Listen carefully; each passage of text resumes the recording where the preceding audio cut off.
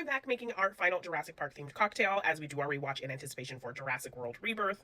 But let's go over everything else we made for this watch through. For Jurassic Park, we made a Dino DNA. For the Lost World Jurassic Park, we made a Chaos Theory. For Jurassic Park 3, we made an Ice Pick. For Jurassic World, we made Extinction Event Margaritas. And for Jurassic World Fallen Kingdom, we made a Raptor. So when looking for cocktails inspired by Jurassic World Dominion, I couldn't really find anything that I liked. However, I did come across two creators who made drinks inspired by the amber fossil on John Hammond's cane. Both of their cocktails had some creative flair to them, so I thought it might be fun to incorporate those elements in this final at-home watch cocktail.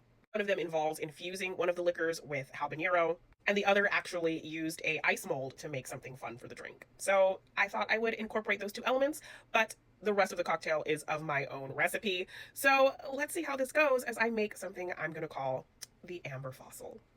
Let's make this drink.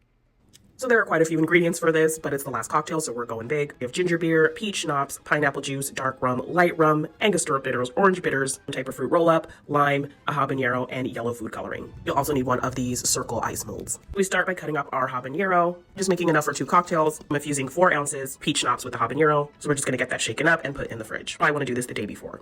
Then I just cut up these kind of bug-like looking pieces out of this fruit roll-up. The one I had was kind of thick. And for our ice molds, we're gonna be using ginger beer and adding a few drops of the yellow food coloring to that to get more of the amber color.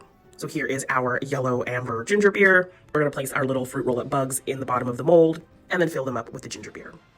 Now to start the cocktail, we have 3 ounces of our dark rum,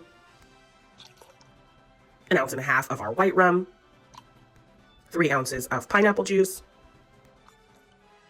2 ounces of our spicy habanero peach schnapps, 1 ounce of lime juice, our Angostura bitters, and our orange bitters. Then we're gonna add ice and shake this up. We did this the day before, so now we're checking on our frozen molds, and here's what they came out looking like. I had no idea how this was gonna work or come out. I knew it would be kind of icy because we're working with a fizzy drink, but I think they're kind of cool. So we add one to a whiskey style glass and pour the cocktail over top.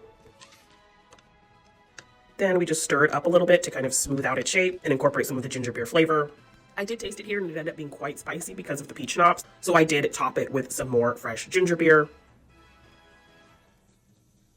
And that made it pretty perfect. You definitely get the spice from the habanero. There's a decent amount of sweetness, and it's not too strong. I might maybe use coconut rum instead of the white rum, but ultimately I liked how the ginger beer worked with these other flavors, and I liked that little kick of heat. Now let's watch this movie.